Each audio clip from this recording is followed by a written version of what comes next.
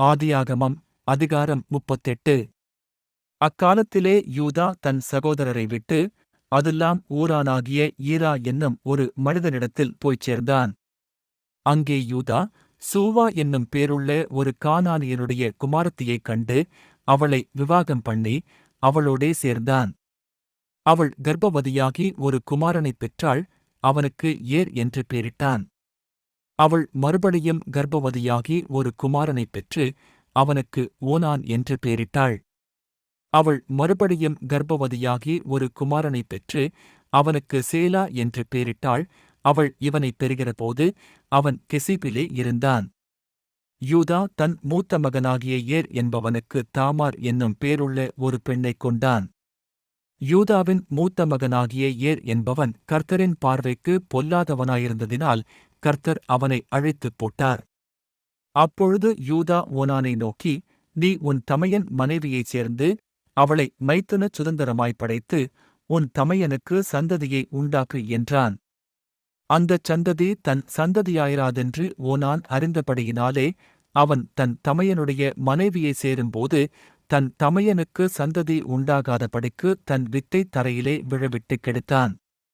அவன் செய்தது கர்த்தரின் பார்வைக்கு பொல்லாததாயிருந்ததினால் அவனையும் அவர் அழித்துப் போட்டார்.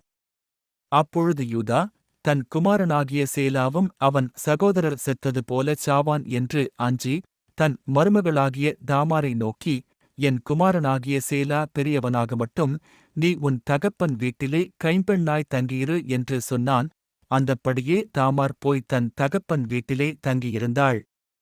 அநேக நாள் சென்றபின் சூவாவின் குமாரத்தியாகிய யூதாவின் மனைவி மரித்தாள்.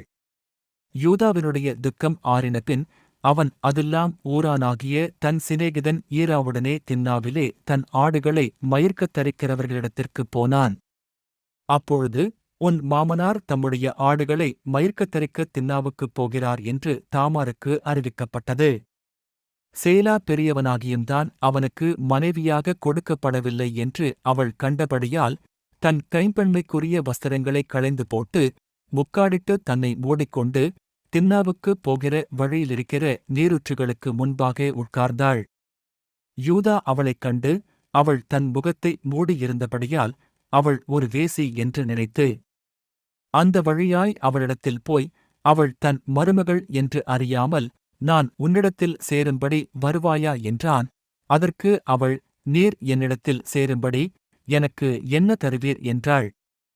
அதற்கு அவன், நான் மந்தையிலிருந்து ஒரு வெள்ளாட்டுக் குட்டியை அனுப்புகிறேன் என்றான். அதற்கு அவள், நீர் அதை அனுப்புமளவும் ஒரு அடைமானம் கொடுப்பீரா என்றாள். அப்பொழுது அவன், நான் உனக்கு அடைமானமாக என்ன கொடுக்க வேண்டும் என்று கேட்டான். அதற்கு அவள், உம்முடைய முத்திரை மோதிரமும் உம்முடைய ஆரமும் உம்முடைய கைக்கோலும் கொடுக்க வேண்டும் என்றாள். அவன் அவைகளை அவளுக்குக் கொடுத்து அவளிடத்தில் சேர்ந்தான். அவள் அவனாலே கர்ப்பவதியாகி எழுந்து போய் தன் முக்காட்டைக் களைந்து தன் கைம்பெண்மைக்குரிய வஸ்திரங்களை உடுத்திக் கொண்டாள். யூதா அந்த ஸ்திரீயினிடத்தில் இருந்த அடைமானத்தை வாங்கிக் கொண்டு வரும்படி அதுல்லாம் ஊரானாகிய தன் சிநேகிதன் கையிலே ஒரு வெள்ளாட்டுக் குட்டியைக் கொடுத்தனுப்பினான். அவன் அவளைக் காணாமல் அவ்விடத்து மனிதரை நோக்கி, வழியண்டை நீரூற்றுகள் அருகே இருந்த தாசி எங்கே என்று கேட்டான். அதற்கு அவர்கள், இங்கே தாசி இல்லை என்றார்கள். அவன் யூதாவினிடத்தில் திரும்பி வந்து, அவளைக் காணோம், அங்கே தாசி இல்லை என்று அவ்விடத்து மனிதரும் சொல்லுகிறார்கள் என்றான். அப்பொழுது யூதா, இதோ இந்த ஆட்டுக்குட்டியை அனுப்பினேன், நீ அவளைக் காணவில்லை, நமக்கு அவகீர்த்தி வராதபடிக்கு அவள் அதைக் கொண்டு போனால் போகட்டும் என்றான். ஏறக்குறைய 3 மாதம் சென்ற பின்பு உன் மருமகளாகிய தாமார் வேசித்தனம் பண்ணினாள், அந்த வேசித்தனத்தினால் கர்ப்பவதியுமானாள் என்று யூதாவுக்கு அறிவிக்கப்பட்டது. அப்பொழுது யூதா, அவளை வெளியே கொண்டு வாருங்கள், அவள் சுட்டெரிக்கப்பட வேண்டும் என்றான். அவள் வெளியே கொண்டு வரப்பட்டபோது அவள் தன் மாமனிடத்துக்கு அந்த அடைமானத்தை அனுப்பி, இந்தப் பொருட்களை உடையவன் எவனோ அவனாலே நான் கர்ப்பவதியானேன், இந்த முத்திரை மோதிரமும் இந்த ஆரமும் இந்தக் கோலும் யாருடையவைகள் பாரும் என்று சொல்லி அனுப்பினாள்.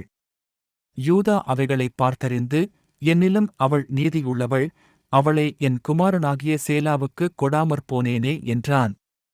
அப்புறம் அவன் அவளைச் சேரவில்லை. அவளுக்கு பிரசவகாலம் வந்தபோது அவள் கர்ப்பத்தில் இரட்டை பிள்ளைகள் இருந்தன. அவள் பெறுகிறபோது ஒரு பிள்ளை கையை நீட்டினது. அப்பொழுது மருத்துவச்சி அதன் கையை பிடித்து அதில் சிவப்பு நூலைக் கட்டி, இது முதலாவது வெளிப்பட்டது என்றாள்.